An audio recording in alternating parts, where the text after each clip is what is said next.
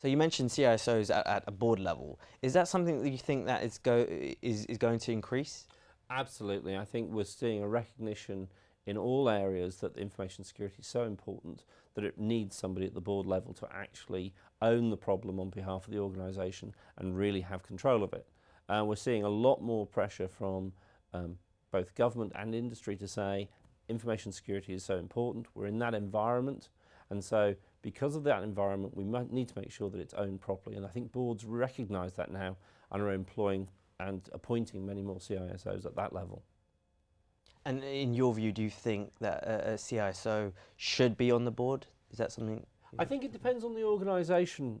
Really, it's about where they see their information risk, and it also about what they see as the investment that they want to make. Now, I think in reality, over time, this will become a non-question. I think there will be somebody with high-level responsibility for security on the board, and that will probably be mandated through either legislation or through governance standards, those kinds of things, which will say, look, information security is such a big problem and is such a risk for the organisation that it has to be handled at the top level. But I think you're right, at the moment, lots of organisations will take different perspectives on whether they want somebody at the board at that level. Very often they make the mistake of having somebody inappropriate and simply giving them the responsibility. Now that's not going to work because they don't understand what solutions can be provided, how those solutions are fit to the organisation, and when something does go wrong, and it will go wrong, they don't necessarily know the most effective way to recover from that, to restore confidence in the company, and to protect those assets. And so a CISO, should he or she report to a CEO directly, do you think? I mean, at the moment, a lot of them report to a CIO potentially. Yeah. I think there's a moot point in there. The reality is that the CISO effectively has to report to the CEO, because what happens in the event that there's something which might turn criminal, for example, then the CEO has to authorise the CISO to go out there and do the investigation, gather the information. So there is always a link from the person at the top of the security tree directly to the person who has legal responsibility for the organisation.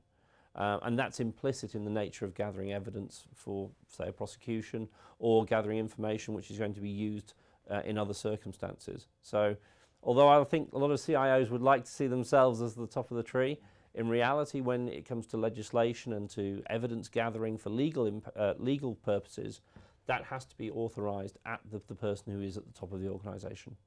And so would it be for the CEO then to be part of the recruitment process in terms of bringing in a CISO, or do you think a CIO should be equally involved as well? Yes, I think the CIO should definitely be involved, because it's about, the CIO represents the technical infrastructure and the information infrastructure of the organisation, whereas the CEO represents the overall business. And where security and the overall business meet, that's the point where I think all three parties should be in the room at the same time. And is it of no surprise to you that many reports have suggested that CISOs are actually getting the biggest increases in terms of salaries at the moment in the UK? It doesn't surprise me at all. What we're seeing is that 80% of breaches are actually not found out internally. It takes a third party to notify them that the data's been stolen. And the impact can be so great, it can simply put a company out of business within a couple of days after a breach, if the information is sensitive enough or has been distributed in a way which means that that company is unable to function. And so at that level of risk, it has to be handled at the top, and it has to be handled effectively. And you know, mid-level salaries are not meant to be rising as high as the CISO salaries. Is there something there with the leadership qualities that are necessary to be a CISO? Is that what's most sought after at the moment? Yeah, I think there's a recognition at the board level that we must get somebody good in to protect our organisation. But that hasn't rippled down yet into having the next tier of management at the same level of quality, simply because I think we're in a starting phase for this in many organisations. And I think we will see this ripple down over the next couple of years. But at the moment, the board recognises they have a problem and they want to recruit somebody really good to solve that problem, so they're prepared to pay for it. Once we start to look inside the organisation, that's when we start looking at the pool of people who already have skills, and they may well already be in salary structures and so forth. So I think it takes longer for people to be recruited in, and therefore that pay increment to be reflected throughout the sector. Okay, well, thanks a lot for that, Greg. Thank you. So there you have it. It's not just the technical skills that are necessary to be a cybersecurity professional. There are many soft skills and leadership qualities that are very sought after at the moment.